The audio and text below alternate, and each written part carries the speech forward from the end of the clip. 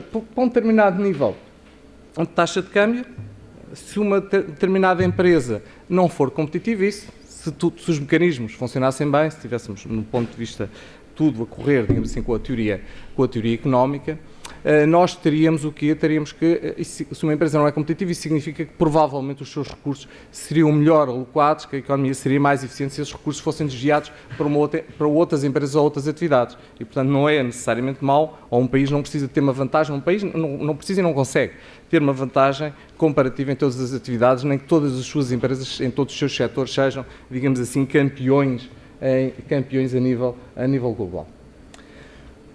Então, como é que podemos definir competitividade nacional numa perspectiva, num paradigma destes? O Fórum Económico Mundial que se diz que competitividade nacional é o conjunto de instituições, políticas e fatores que determinam o nível de produtividade e de prosperidade que um país pode alcançar. E até depois elenca um conjunto daquilo que eles chamam os pilares da competitividade, e se nós formos ver, nenhum deles é especificamente fiscal. Não é? E, portanto, competitividade fiscal neste contexto corresponde, ao fim e ao cabo, de que modo ou de que forma é que a fiscalidade pode contribuir para melhorar a competitividade, ao fim e ao cabo, todos esses pilares, cada um desses pilares. Portanto, há vários em que tem alguma interferência ou influência, mas a parte fiscal, o sistema fiscal, por muito que às vezes custa aos fiscalistas e a quem pensa em fiscal tende a resolver tudo pela fiscalidade, a parte fiscal é apenas, ao fim e ao cabo, um dos elementos de política que, ao fim e ao cabo, pode contribuir para melhorar a competitividade total de um país, através, nomeadamente, influindo, ou pela influência que tem, na forma em cada um daqueles que são os pilares da competitividade nacional de um país. As coisas podem começar a mudar um bocadinho mais, para nos centrarmos um bocadinho no tema, quando nós, num contexto em que nós, além dos avanços tecnológicos, da liberalização do comércio, mas sobretudo quando introduzimos a liberalização de capitais e a liberdade da circulação, quer de capitais, quer de investimento. E, nomeadamente, aquilo que conduz àquilo que habitualmente nós designamos por globalização, que, de um ponto de vista económico, ao fim e ao cabo, consiste a integração das economias nacionais, tendencialmente, num único mercado global, que, como nós sabemos, tende a ser desequilibrado, até por fatores intrínsecos à própria mobilidade de cada um dos fatores, e tende a ser mais completa essa integração, nomeadamente nos mercados de bens e também nos mercados de capitais e de investimento. E qual é que é a questão que surge depois aqui? Bem, primeira questão, os investidores procuram maximizar a sua rentabilidade de impostos, não antes de impostos. Os países, de certa forma, veem-se na tentação não só de competir por recursos, nomeadamente por recurso mais móvel ou por recursos mais móveis, que é o capital, o investimento e as atividades que estão inerentes, digamos assim, também nesse aspecto do qual depende dos bens. E, portanto, surge uma pressão para uma redução da tributação sobre o investimento, nomeadamente no que respeita à tributação das empresas. Precisamente no sentido de, já não só por motivos de eficiência, digamos assim, na alocação daqueles fatores que falámos, digamos assim, de aumentar a eficiência dos recursos que já existem na economia, mas também no sentido de procurar atrair recursos para uma determinada economia. Um outro fator importante é a alteração que a globalização introduz nos modelos de negócio. Hoje em dia, as empresas internacionais, e não só, cada vez menos temos modelos de negócio locais. Mesmo tradicionalmente, uma empresa multinacional, quando se expandia, ao fim e ao cabo replicava, nós tínhamos várias subsidiárias que eram, digamos assim, quase cópias das sociedades-mãe, dos países de origem. Hoje em dia não é assim. Hoje em dia, as empresas nacionais são verdadeiramente empresas multinacionais cujos negócios são integrados numa escala global.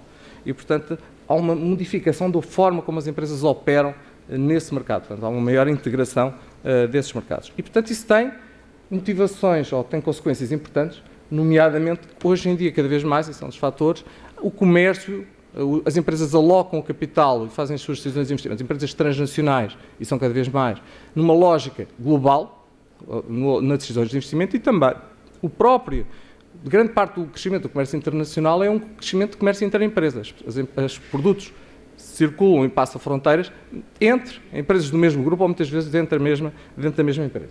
E isso tem uma outra consequência, que é as empresas que estão nessa situação procuram ou têm possibilidade, uma maior facilidade para procurarem minimizar a sua carga fiscal, através, nomeadamente, do planeamento fiscal.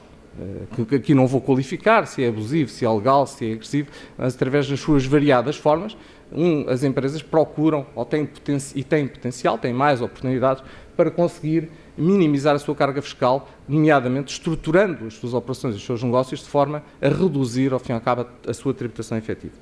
E os países passam a concorrer, ou podem concorrer e concorrem, não só pela própria localização do investimento e atividades, mas também concorrem muitas vezes pelas bases tributáveis. E esse, digamos assim, é uma mudança, um aspecto que é preciso também ter presente. Numa economia aberta, com mobilidade de capital e de investimento, níveis de tributação mais elevados vão tender a traduzir-se em conduzir uma redução do investimento e do capital disponível. Por vezes se traduz, e também, às vezes há aqui uma ideia que é preciso, nomeadamente numa economia aberta, que é a questão da incidência, ao final de cabo, quem é que paga os impostos? Muitas vezes, embora a incidência possa parecer, a incidência jurídica, aquilo que a lei diz, é que quem paga os impostos são as empresas, muitas vezes isso depois reflete-se no funcionamento da economia, reflete-se nos níveis de investimento, o estoque de capital como a economia opera, nos salários, e também nos salários reais e de produto. E, portanto, também limitam a capacidade para gerar receitas fiscais e financiar o setor público. Portanto, temos aqui uma espécie de trade-off, não é? Ou muitas vezes, que é, os Estados, por um lado, têm que competir para bases, atrair investimento, atividades e também bases tributáveis, e, por outro lado, ao fazer isso tende a traduzir-se numa redução de receita fiscal. Pode haver cenários, e há, digamos assim, até alguns exemplos, nomeadamente em países pequenos, eu faço aqui uma introdução, não é por acaso que a maior parte dos países que são paraísos fiscais são países pequenos, não é? Porquê? Porque quando um país reduz a taxa de imposto, tem sempre um trade-off. Há determinadas atividades que dificilmente se deslocam. Não é? E essas atividades que dificilmente se deslocam, que não podem fugir, quando se reduz a taxa, é uma perda, digamos assim, de receita fiscal pura. Não é? No sentido que, como são atividades que não se poderiam ou dificilmente se deslocavam, é a receita fiscal que a descida de imposto traduz automaticamente numa receita de tributação. Quando são atividades móveis não é tão linear, não é? Porquê? Eu reduzo a taxa de imposto e significa que eu vou reduzir menos aquelas atividades móveis que estão efetuadas no meu país, mas se eu conseguir atrair atividades móveis suficientes, isso pode compensar ou mais do que compensar o efeito da redução das atividades móveis que eu tenho. Uma grande economia, não quero dar aqui exemplos, mas um país com uma posição central e com uma grande economia significava que para ser rentável, entre aspas, a redução da taxa de imposto, para conseguir maximizar, a taxa de imposto que maximizava as receitas, é mais elevada. Porquê? Porque se eu baixasse a taxa de imposto ia perder uma grande receita da base nacional e ia ter apenas um pequeno acréscimo relativo das atividades que eu conseguia atrair. Se for um país pequeno, não é? Bem localizado, basta, se calhar, se eu tiver uma taxa mais baixa, se calhar aquilo que eu consigo ganhar de bases tributáveis, aquilo que altera, mais compensa a muito pequena base tributável interna nacional que eu tenho. E, portanto, não é por acaso, há aqui, digamos assim, uma assimetria, fazendo um à parte, Portugal tem um problema, não é? Porque nós não somos grandes nem somos pequenos, somos médios, não é? Ficamos ali assim, um pouco espartilhados, digamos assim, entre os dois modelos. Claro que há um risco, mesmo quando essas estratégias têm sucesso. Qual é o risco? Bem, os outros países podem replicar o mesmo sistema. E, portanto, eventuais ganhos, porque seria um win-win situation. Eu conseguia atrair atividades e conseguia ganhar receita. Não é? Conseguia ter um estoque de capital, níveis de produtividade mais elevados, ganhar receita, e isso permitia, digamos assim, entrar num ciclo virtuoso. Assim. Mas mesmo nesses cenários, mesmo nessas pequenas economias abertas, isso pode ser efêmero, ou tende a ser efêmero, na medida que, bem, como todas as boas ideias, podem ser replicadas, nomeadamente por outros países. Eu posso ter aquilo que é um grande risco, que é o risco de race to the bottom, a corrida para o fundo, ao fim e ao cabo, em que no fim não se tributa, ou pouco se tributa, rendimentos. Esta concorrência tende a focar-se particularmente na tributação dos lucros das empresas. Não é? É mais evidente. Mas, embora as reduções de taxa tenham um grande benefício ou malefício, têm grande de serem muito visíveis e facilmente perceptíveis, a concorrência fiscal relevante, e temos vários exemplos até a nível internacional, não se faz só pelas taxas. Não é? Ou seja, muitas vezes até não se faz essencialmente pelas taxas. Há muitos outros fatores que, ao fim e ao cabo, determinam aquilo que é a capacidade ou o nível de tributação de um país, aquilo que normalmente se diz, os níveis de tributação efetivos de um país, nomeadamente a forma como se determina a base tributável, os benefícios fiscais, a interação entre as regras de tributação dos países onde a atividade é exercida e o país onde o investimento tem origem, as oportunidades de planeamento fiscal, não é? é mais competitivo ter um regime que facilita mais as oportunidades de planeamento fiscal do que ter um regime que não facilita oportunidades de planeamento fiscal, e também a administração e a justiça fiscal, na medida em que reduzem outros custos também são importantes, os custos de contexto, e na medida em que também tendem a traduzir-se numa maior incerteza, e os investidores não gostam da incerteza, tendem a penalizar, digamos assim, a incerteza relativamente à evolução e à aplicação do próprio sistema fiscal. Estas questões não são propriamente novas, os últimos têm sido muito discutidas, já antes, mas nos últimos 20 anos, bastante discutidas, e há um paper, um artigo muito importante, muito famoso, do Vito Tanzi, um economista do FMI, que em 2000 fez um artigo que continua a ser atual do ponto de vista da identificação da situação e até das possibilidades, relativamente a que identificou o conjunto que ele chamava as térmitas fiscais, ou seja, aquilo que eram os fenómenos que estavam a corroer ou corriam o risco de corroer, digamos assim, o sistema fiscal e o risco do sistema fiscal ruir. Ele, embora reconhecendo que havia algumas iniciativas multilaterais que estavam a ser tomadas naquela altura, ele tinha uma visão bastante pessimista. Portanto, ele achava que, muito provavelmente, essas ações a nível internacional ou não iriam ser pura e simplesmente concretizadas, ou mesmo que o fossem, que essas seriam insuficientes. E, portanto, recomendava aos países, bem, é melhor não contarem muito com isso, preparem-se para tomar medidas unilaterais e preparem-se para enfrentar menor capacidade de gerir receitas fiscais no futuro bastante próximo. Qual é o problema das medidas unilaterais? Um país pode tentar tomar medidas, pode implementar medidas para proteger as suas bases fiscais. Há muitos países que o fazem, nós fazemos. A generalidade dos países da OCDE tem um conjunto de disposições nos seus organismos internos que tendem, nas suas leis internas, que visam precisamente proteger as suas bases tributáveis. Essas medidas unilaterais, no entanto, tendem a ser menos eficazes, porque, digamos assim, principalmente num contexto como o da União Europeia, é quase um pouco como se eu construir um muro à volta de uma casa. Eu posso construir os meus 10 metros de muro com 4 metros de altura, mas se a parte depois do muro tiver uma porta, pronto, o sistema, digamos assim, face nomeadamente a países terceiros, além dos problemas que existem internamente, mas face a países terceiros, o sistema será tanto mais vulnerável quanto mais vulnerável for o pior, digamos assim, ou o menos defensivo dos sistemas. E tendem também, os países que tomam medidas unilaterais tendem a ser penalizados, na medida em que, como adiantei há pouco, essas próprias medidas tendem a ser penalizadoras para a sua capacidade de atração de investimento. E, portanto, embora possam ter alguma eficácia, e têm, digamos assim, não são, em geral, digamos assim, a melhor solução. Qual é a alternativa? Bem, a outra alternativa é a cooperação internacional. E aqui há várias, e um bocadinho que eu vos procurarei também procurar transmitir, têm acontecido bastantes coisas, nomeadamente desde 97, nos últimos 20 anos, tem acontecido, apesar de tudo, uma evolução, podemos considerar insuficiente, podemos ter posições diferentes, digamos assim, quanto ao grau de completude e de eficiência, mas que, apesar de tudo, tem sido muitíssimo significativo, e eu acho que superando as expectativas pessimistas do Vito Tanzi.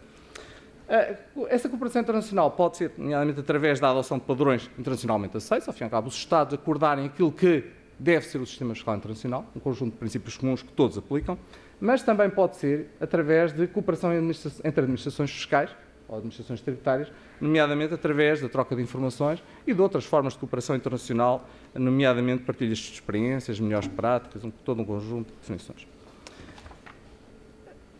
Em 98, houve um relatório muito importante, um relatório da OCDE, sobre precisamente este tema, que era o tema da concorrência, daquilo que se chama a concorrência fiscal prejudicial, que era considerado na altura um problema emergente. E, fundamentalmente, este relatório foi aprovado com 2 abstenções, aprovado pelos países da OCDE, na altura, pelos ministros, propunha fundamentalmente o quê? O desmantelamento dos regimes, que os países se abstessem de introduzir regimes prejudiciais, o desmantelamento dos regimes existentes e também um conjunto de diálogo com os países não membros para a aplicação dos mesmos princípios, para que fosse aplicado de uma forma mais global possível e não limitada à OCDE. Era, na altura, um clube relativamente restrito, embora com muito peso na economia mundial, cerca de 30 países, acho que não chegava a 3 dezenas de países, e em que se previa também a identificação dos paraísos fiscais e uma distinção entre aqueles que seriam os cooperantes, portanto, e aqueles que seriam os não cooperantes, e relativamente aos não cooperantes, seriam aplicados um conjunto de medidas defensivas da base tributável, digamos assim, dos países dos países nomeadamente dos países OCDE. Quais eram os critérios? Este relatório tinha um conjunto de critérios, nomeadamente critérios para a definição daquilo que era um paraíso fiscal. E eram, no relatório de 98, fundamentalmente 4.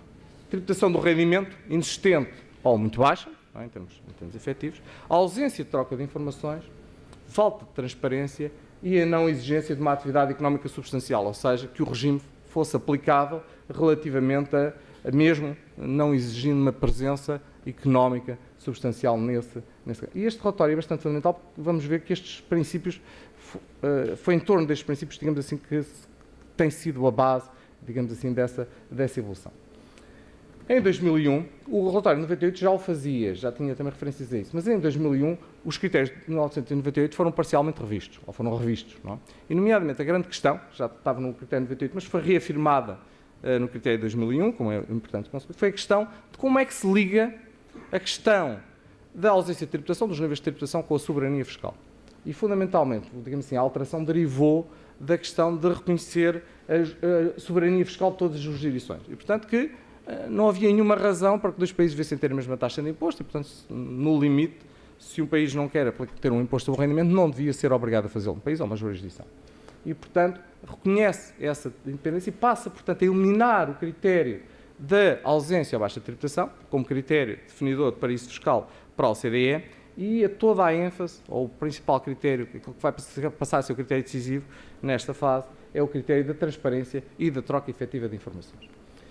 Portanto, houve um processo, que também estava previsto no relatório 98 e que tinha sido aprovado, de elaboração de um conjunto de lista de paraísos fiscais, e dos países que estavam, digamos assim, constavam dessa pré-lista, a generalidade deles foram, ou todos, uns logo, um grande número logo inicialmente, até 2002, ainda antes da apresentação da lista, e os outros, subsequentemente, foram ao fim e ao cabo assumindo compromissos formais para passarem a adotar troca efetiva de informações e passarem práticas, digamos assim, transparentes, assumirem práticas transparentes. E, portanto, todas estas jurisdições, esta lista, hoje em dia, está a haver uma segunda fase de elaboração de uma lista de não cooperantes, com base fundamentalmente nos mesmos princípios, mas agora com uma aplicação mais exigente, mas fundamentalmente esta lista deixou de ter qualquer país nela listado, ou qualquer jurisdição nela listada, a partir de 2009. O que é que os países tinham de fazer? Bem, assumir o compromisso de troca de informações, nomeadamente celebrar ou aceitar troca de informações. Na altura foi elaborado um modelo de acordo de troca de informações e os países que, digamos assim, além de assumir os compromissos formal, tinham mesmo que efetivar e aceitar, celebrar acordos de troca de informações com um conjunto, com os países que o desejassem. Que previa troca de informações, nomeadamente aqui a pedido, portanto, só quando os outros Estados solicitavam, num conjunto de situações, nomeadamente acabando mesmo em situações de informação metida por um banco. Portanto, o sigilo bancário deixou de poder ser um argumento ou uma situação em que, ou um motivo para, só por si, recusar o fornecimento de troca de informações com os outros países que solicitam. No caso de regimes fiscais prejudiciais, portanto, aqui os critérios tinham que ser ligeiramente diferentes, portanto, aqui o que estava em causa era a tributação ou uma tributação efetiva nula ou muito baixa, mas aqui já não é no país todo, é apenas num regime especial, e depois a questão associada com o confinamento do regime, ou seja, o regime ser aplicado apenas de forma isolada de forma a que, ao fim e ao cabo, aquele regime não fosse aplicável nas transações ou nas operações que tivessem relações com residentes do próprio país que tinha a medida. Portanto, isso era um critério essencial, digamos assim, para considerar um regime fiscal prejudicial, além da ausência de transparência e da troca de informações, mas, sobretudo, é muito importante aquele critério de confinamento do regime, de ring-fencing do regime, de isolamento do regime daquilo que são as bases utilitárias. Estes critérios também, na União Europeia, foram adotados no Código de Conduta da União Europeia, basicamente com os mesmos contornos. Também chamou a atenção que na União Europeia há uma característica especial, que é a questão dos auxílios de Estado e a ligação que existe entre o Código de Conduta e as regras de auxílios estatais. E, portanto, na União Europeia, a aplicação destes critérios foi conjugada, associada a também um rigor uma clarificação e um muito maior rigor na aplicação das regras de auxílios de Estado às medidas de caráter fiscal. Estávamos mais ou menos aqui, digamos assim, quando surgiu a crise financeira internacional, e nomeadamente um conjunto de escândalos internacionais, nomeadamente ligados à detenção de contas nos estrangeiros, e nomeadamente ligados às contas de cidadãos americanos. E, portanto, em 2000, há uma reunião que vai se mostrar decisiva neste aspecto, do G20, onde eles fundamentalmente dizem: bem, vamos acabar com as jurisdições não cooperativas, incluindo paraísos fiscais, e vamos também acabar com o segredo bancário. E, portanto, em setembro de 2009, na sequência daquela declaração do G20, o Fórum Global da OCDE é reestruturado e dá origem ao Fórum Global sobre Transparência e Troca de Informações. Qual é a grande inovação? A grande inovação é que aqui agora vai haver uma avaliação dos regimes, e esta avaliação, além de ser, digamos assim, estrita, vai ser uma avaliação que tem a ver não só com o quadro legal e regulamentar, mas também com a aplicação na prática dos padrões internacionais. E, portanto, ou seja, não só em cada Estado, nestas duas fases, no processo desta avaliação, tem de mostrar que as administrações fiscais têm acesso, que as informações existem, que as administrações têm acesso a essas informações e que há mesmo troca efetiva de informações, ainda só e a pedido. Na sequência também daqueles escândalos, os Estados Unidos aprovaram uma lei que foi também bastante importante nesta evolução, que foi a FATCA. E saltando um bocadinho, a FATCA tem um bocadinho como objetivo o quê? Permitir às autoridades fiscais americanas ter informações sobre as contas financeiras detidas por pessoas americanas, cidadãos americanos e não só, pessoas que têm uma ligação aos Estados Unidos, o conceito é bastante vasto, que utilizem instituições ou que tenham contas em instituições financeiras não residentes. Na sequência desta iniciativa dos Estados Unidos, houve uma iniciativa também da OCDE, mais uma vez sobre a égide do G20. Foi o quê? Foi criar um modelo global de troca de informações de contas financeiras. Qual é a grande diferença? Digamos assim, até agora só se falava-se a informação troca a pedido, havia alguma troca automática de informações de contas financeiras mais limitada na Europa através da diretiva da poupança, mas o paradigma internacional é a troca de informações a pedido, e com este modelo o paradigma passa a ser outro. Passa a ser troca automática de informações sobre contas financeiras a nível internacional. Portanto, este modelo foi aprovado em 2014 e foi assinado também no mesmo ano, em Berlim, em outubro de 2014, um modelo, nomeadamente tem um conjunto de países, inicialmente 51, atualmente já perto de 90, que se comprometeram a trocar automaticamente informações sobre contas financeiras já a partir de 2017, um conjunto mais restrito de países, que é os chamados Early Adopters, e a partir de 2018 os restantes. Portanto, a partir de 2018, portanto, as informações relativas a 2017 a partir de 2018 serão, a partir de trocadas numa base quase global, não é? Portanto, na União Europeia, este procedimento também foi adotado através de uma diretiva que foi transposta já em Portugal, e, portanto, que é a chamada DAC 2, portanto, ao fim e ao cabo, que adota o mesmo modelo de troca de informações entre os Estados-membros da União Europeia, independentemente da existência de outros acordos de que depende. Mais recentemente, na sequência também, uma outra questão importante tem vindo a ser muito discutida, é a questão da informação dos beneficiários efetivos.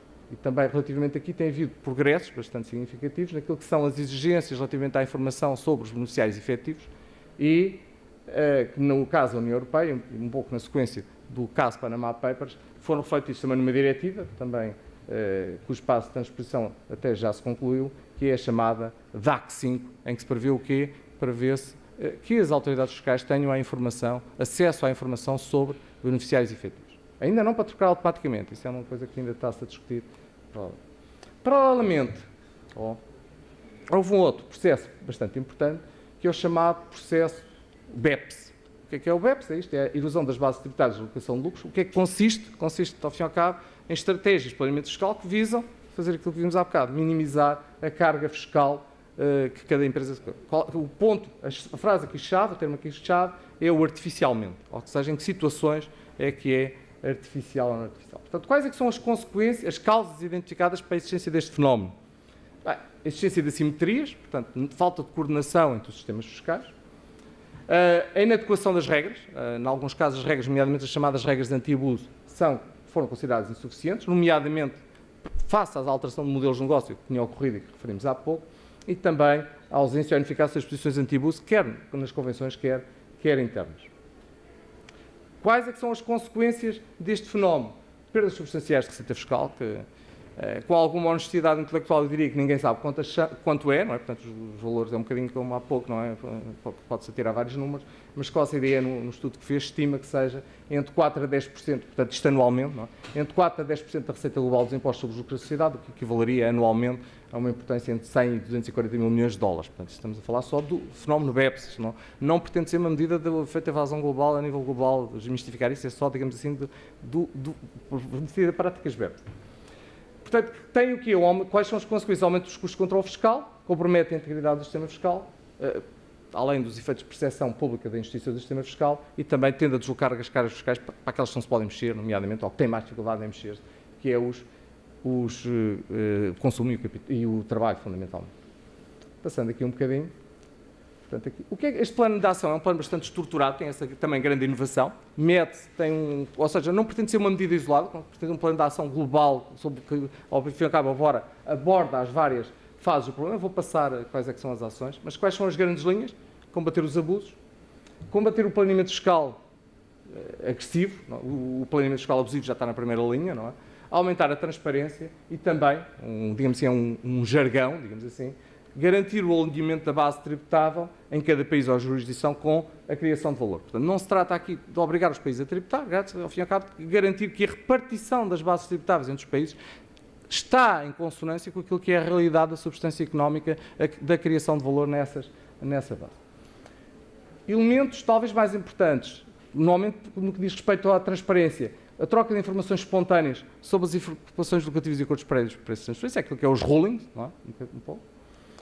Também foi, digamos assim, transposta, ou que será para a legislação europeia através da chamada DAC 3, portanto, os números da DAC e as diversas, a DAC original e depois as outras são, digamos assim, as várias iniciativas que vão sendo geridas. Portanto, também aqui a declaração por país, não é? Que, ao fim e ao cabo, obrigar as empresas os grupos multinacionais a identificar os países onde geram rendimento e onde pagam impostos, quais as bases tributáveis que identificar esta informação, e o que está em questão nesta diretiva é identificar às administrações fiscais, não há informação nesta diretiva para que seja tornada pública, ou seja, os países têm que declarar às administrações fiscais e essa informação ser trocada entre os Estados, nomeadamente através de um outro acordo que foi assinado em janeiro de 2016, que é a fotografia da cerimónia de assinatura, com um conjunto de países, 31, atualmente já estão perto de 60, não é? Portanto, e que também foi transposta para outra diretiva europeia, que é a DAC 4, que ao fim e ao cabo transpõe.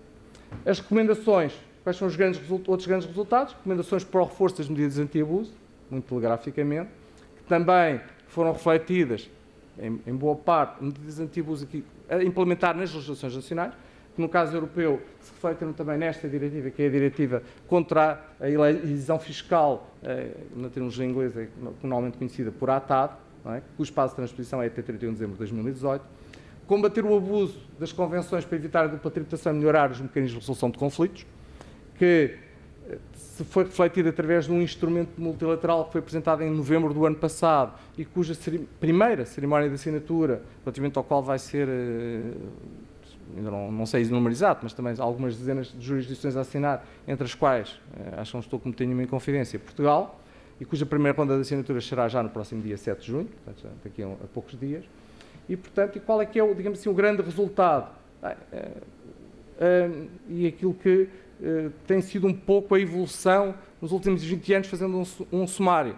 Passámos de um paradigma onde praticamente não havia troca de informações, passando por um paradigma, ou era muito limitada, um paradigma de troca de informações a pedido, e hoje em dia está-se a caminhar, pelo menos em aspectos muito relevantes, para uma troca de informações automática.